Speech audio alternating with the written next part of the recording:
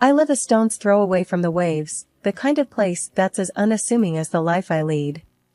In a large house, where the salty air never quite leaves, I spend my days teaching at the local high school and my evenings listening to the sea. It's just me and John most days, my husband. He's a rep for a trading firm, always on the phone or typing away on his laptop, trying to make ends meet. Then there's our Annie, out there living her fresh out of law school life.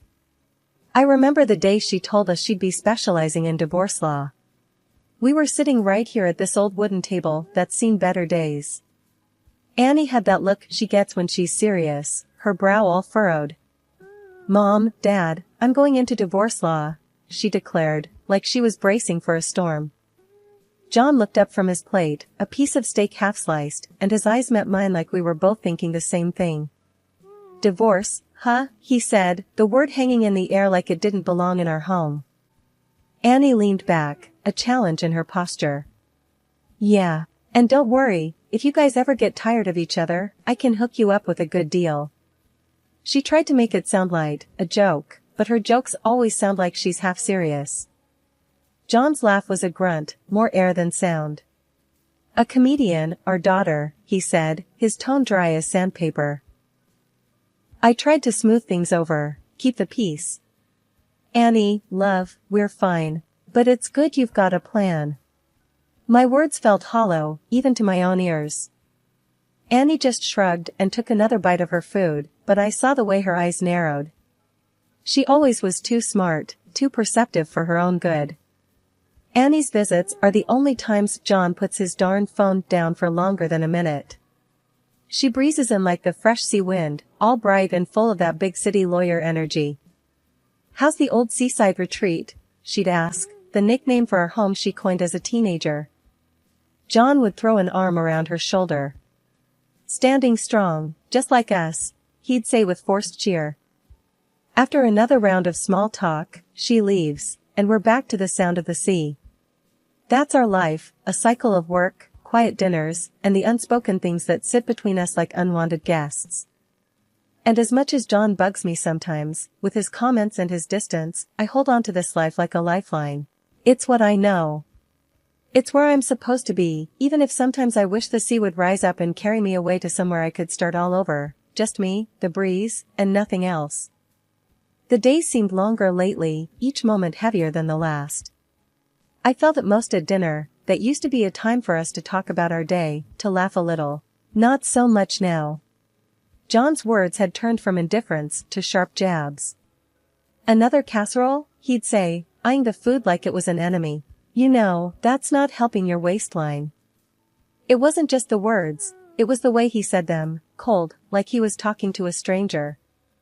I'd stand there, spatula in hand, feeling smaller than I used to. "It's what I had time to make," I would mumble, not looking at him, because if I did, he'd see the hurt in my eyes, and I couldn't let him see that.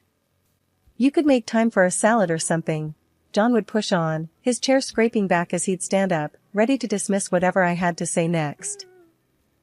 "I walk every morning," I'd defend weakly, not that it mattered to him. "Yeah, and you walk right back to the fridge afterwards," he'd throw back before making his way to the couch, leaving me to eat alone. I wanted to shout, to throw the casserole at the wall, anything to make him see how those words cut me up inside. But I didn't.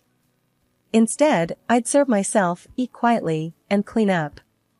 John, meanwhile, would be shouting at the TV or yapping on the phone. That's how most evenings went by. One night, I gathered the scraps of my courage and tried to confront him about it. I sat next to him on the couch, the TV blaring some sports game. "John, can we talk?"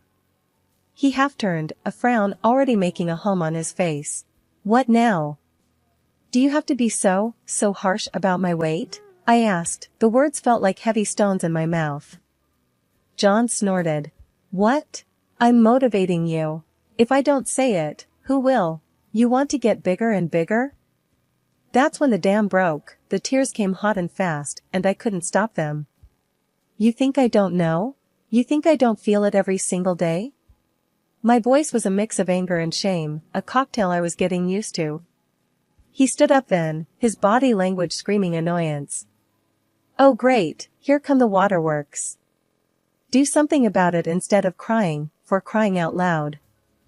I got up, wiped my eyes, angry at myself for letting him see me cry. Never mind, I said, my voice hollow. Just, never mind. The room fell silent except for the commentators on the TV. And like that, we'd go to bed, backs turned, walls up, pretending we didn't feel the chasm that was growing between us.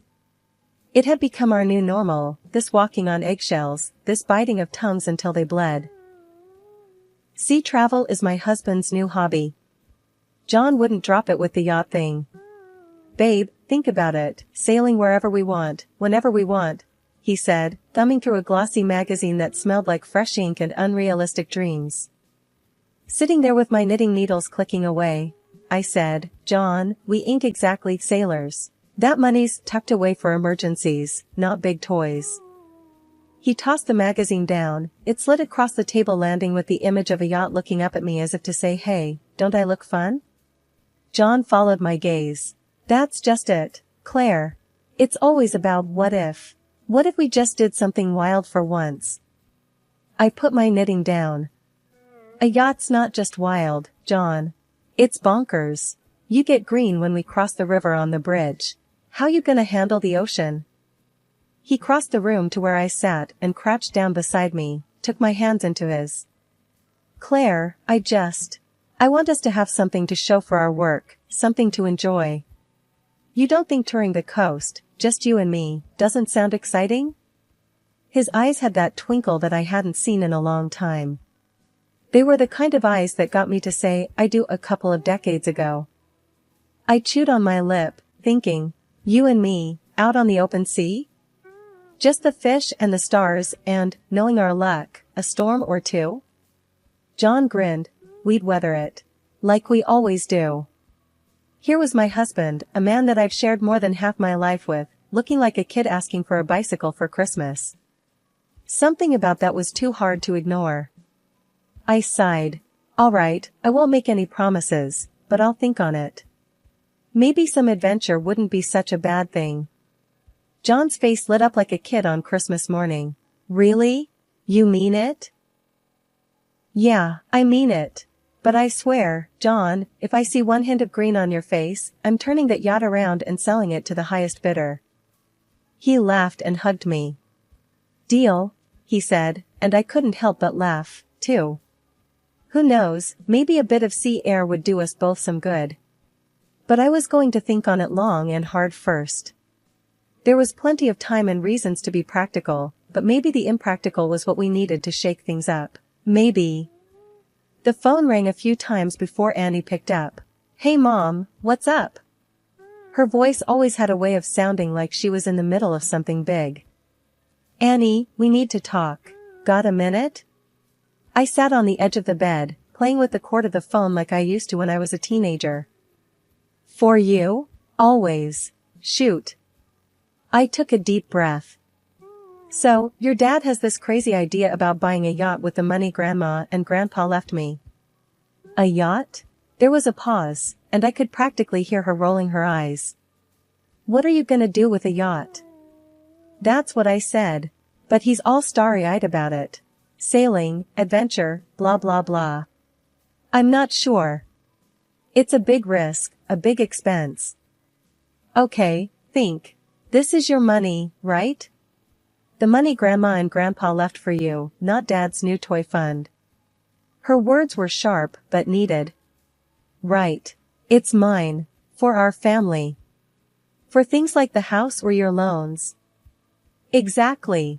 Annie's voice softened. Mom, if you decide to go through with this yacht business, make sure it's in your name. Just to cover your bases, you know? There was a wisdom there that I couldn't ignore. You really think I need to do that? Absolutely. Cover your back, Mom.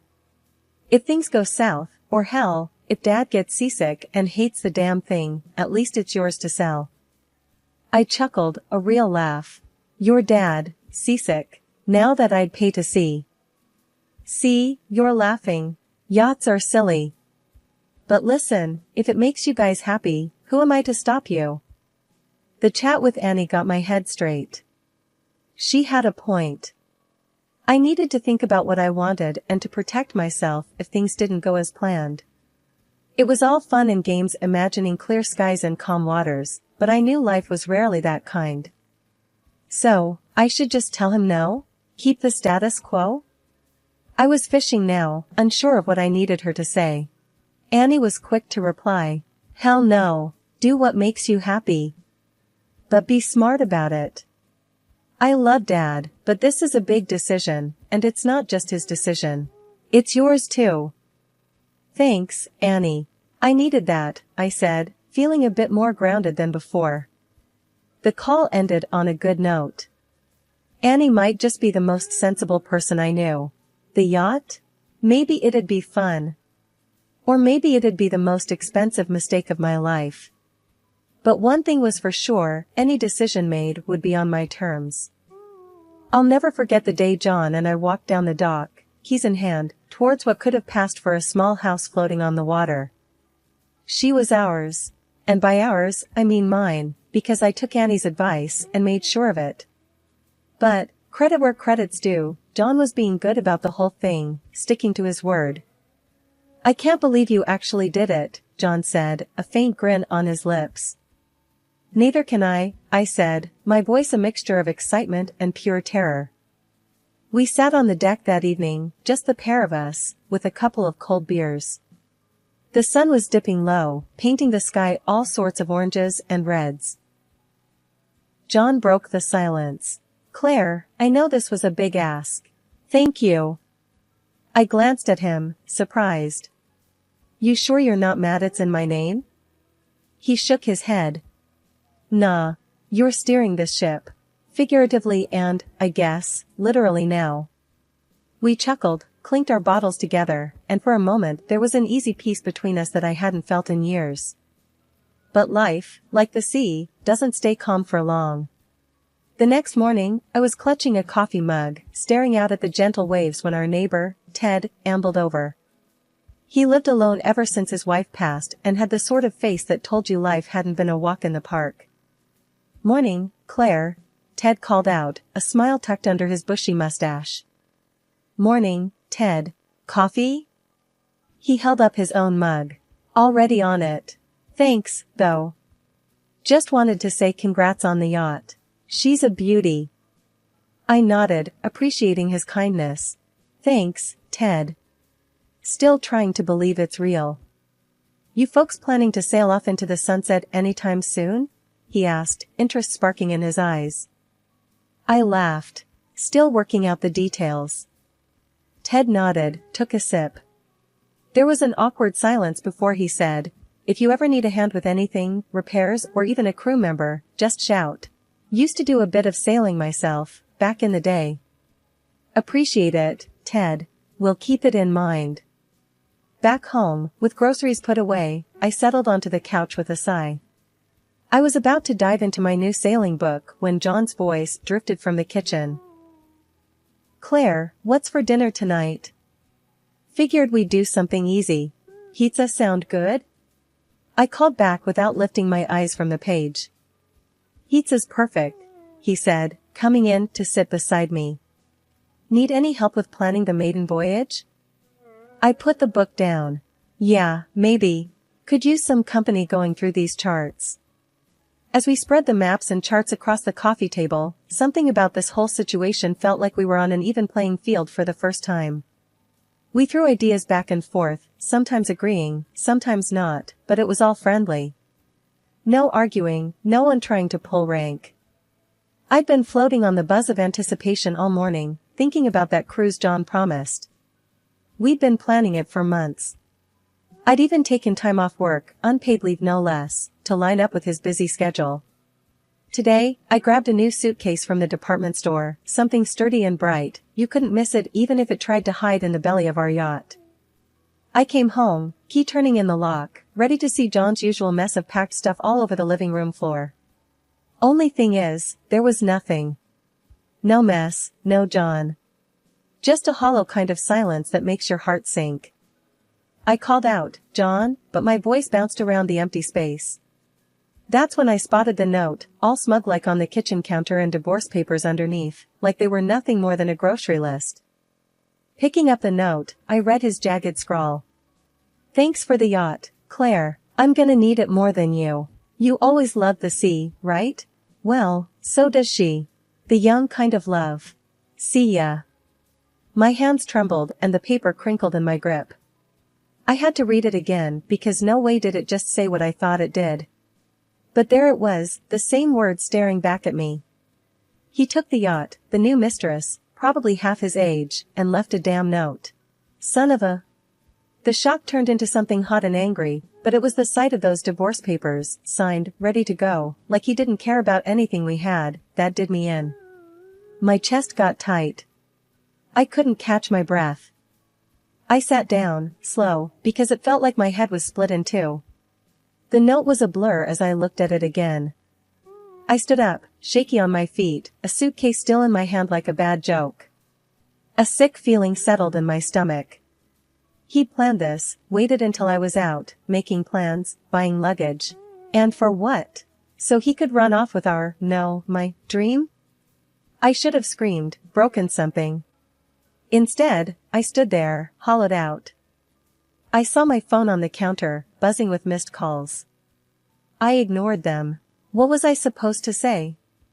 Oh, hey, my husband dumped me for a little adventure on the sea. With another woman. Yep, left me with a note. And hey, guess who's newly single? No, I couldn't deal with that yet. I got myself off the floor, leaving the suitcase and the note where they lay. The papers though, I picked them up, the weight of them heavy in my hand. The feeling was starting to come back, a creeping realization that it was over, whatever it had been. I had an urge then, standing in that empty kitchen, to grab that suitcase, chase them down, make a scene. But what for? To be the crazy lady shouting on the docks? No, that wasn't me. The last thing I remember was tossing those papers onto the counter. They landed like a whisper, silent but so damn loud in my head. Then darkness took me, like the deep sea he'd sailed into, the kind of dark that swallows you whole. Blinking the sleep away, I'm staring up at a bleached ceiling. I'm in a hospital, ain't I? Beeps and blips from machines are my sorry orchestra, a sharp contrast to the sound of the waves I was dreaming of just a minute ago. Annie sitting beside me, her hand like a vice grip on mine. If looks could kill, her eyes are locked and loaded for John, no doubt about it. Hey, look who's back with the living, she says, trying to be light about it, but I can hear the edge in her voice that's just itching for a fight. I'm struggling to find words that aren't just angry spit and fire. How long was I out? The room is swimming a bit, so I focus on her face, steady and angry on my behalf. A couple of hours. They ran some tests, said you fainted from stress. It's the simplicity of that statement that's a slap. Just stress. Not the world-ending feeling of my husband leaving me on an adventure crusade with his new fling, and definitely not the agony of my plans being trampled under his proud feet. Found your note, Annie continues, her fist tightening around the paper she's waving slightly. This is lower than low. If he were here now, I'd... What did you do with the papers? I interrupt her midway because if I let her go on, she'd be spouting murder plans, and honestly, I don't have the energy to calm her down. Signed, sealed, and will be delivered first thing when we get you out of here. I'll make sure that he gets them. The disgust in her voice is sweeter than any medicine they've got here. But the bitterness is still in my mouth, like I've been sucking on lemon wedges. Wait, I signed them? I'm scratching my head, not remembering a darn thing. Yeah, the nurse was a witness. You don't mess around, even half-conscious.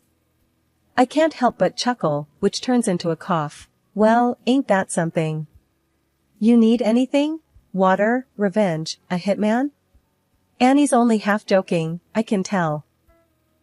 I try to sit up, wincing as the room decides to do a little spin. I need to think. Need to figure out my next move. Yeah, that's the spirit. Annie pumps her fist, as if to knock out an imaginary John. I take a deep breath, the future still one hazy mess. But it's my mess to clean up, my life to straighten out, and no cheating, lying dirtbag husband is gonna stand in my way. So, what now? You gonna lie around here feeling sorry for yourself? 'Cause if you are, I want to order pizza. Nah, I say, pushing the sheets away and swinging my legs to the side of the bed, slowly finding my ground. I'm starving. Let's get some pizza. That's my girl, Annie says, giving me a hand up. Let's blow this popsicle stand. Holding on to Annie, I know it's not just my legs that need the support, it's this whole new mess I've gotta navigate. But with her by my side, tossing ex-husband's notes around with that fireball attitude, I feel like maybe I got a fighting chance after all. The morning after, my daughter, Annie, is sitting across from me at the kitchen table, her laptop open to the online banking portal. Her brow furrows, and she turns the screen to me. Mom, our account, it's empty. I lean in, squinting at the cold zeros staring back. My stomach drops. That snake, I mutter. John had stripped us clean. Annie's fingers dance over the keys, checking the transaction history. He took it all yesterday, she says, her voice low but fierce. What are we gonna do? I'm about to answer when a thought strikes her. Wait, the yacht. Doesn't it have GPS? If we can find the yacht, we can find him. She's got a point. I reach for the phone without hesitation and dial. Police, I say, my voice steadier than I feel. I'd like to report a stolen boat. Yes, and theft from my bank account too. Annie's tapping away on her phone now, probably digging for the GPS login info. I trust her with tech stuff. She's always been savvy like that. Got it, she says, handing me a slip of paper. The location is scrawled in her neat print. I relay it to the officer on the line and hang up. The ball's rolling now. No stopping it. We head down to the marina, where the yacht is supposed to be. And there it is, all sleek and expensive, exactly where the GPS said it'd be. Cops all around it, blue lights spinning silent in the morning light. And there's John, in handcuffs, blubbering like a baby. Please, Claire. I'm sorry. Call them off. I didn't mean any harm. He wails as we walk up. His mistress is beside him, a fiery thing that snarls and snaps like a cornered animal. Annie steps up before I can speak, her voice cold as January ice. You're going to trial, John. She's eyeing him like something nasty stuck to her shoe. That yacht? Registered in Mom's name. And since you divorced her, that grand exit of yours turns into grand theft. I fold my arms, the sea air chilly on my cheeks, watching as John's face crumbles like a sandcastle at high tide. But, Claire, John's plea is a broken record now, skipping on the worst hit of the year. I'll leave her. Just take me back. His mistress freezes, mouth gaping. What? She shrieks, staring him down. Then she's clawing at him, hissing insults that could peel paint. The cops have to pull her off. Annie's watching it all with an eyebrow raised so high it could lift off her forehead. Nice girlfriend you picked. As the dust settles, officers pull John and his screaming mistress away. One of the cops ambles over, tipping his hat. Ma'am, we'll get your yacht back to you, and as for the bank account, you should get at least half of that 15,000 plus damages. I nod, a small, bitter twist to my lips. Thanks, officer. Annie's by my side, her hand squeezing my shoulder. And I'll handle his case. Don't worry, Mom. He'll pay for every penny and then some. As we leave the marina, Annie wraps an arm around me, trying to be the strong one. But I see the anger for her dumb father, the concern for our future. Don't worry, kiddo, I assure her. We got this. She grins, all teeth and resolve. Damn straight we do. We walk away with the seagulls crying overhead, the chapter closed on a man who thought he could leave us with nothing. But we're still standing, and this tale? It's just another lesson learned. What happened to John? John's reputation is in tatters, his job a lost cause, his mistress bolted as soon as the cuffs snapped shut. He's left with nothing but the echoes of his mistakes.